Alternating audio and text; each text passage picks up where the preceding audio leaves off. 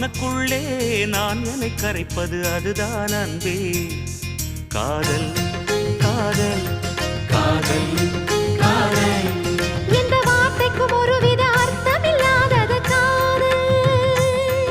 இரு பார்வைகள் மௌனத்தில் பேசுகின்ற மொழி காதல்.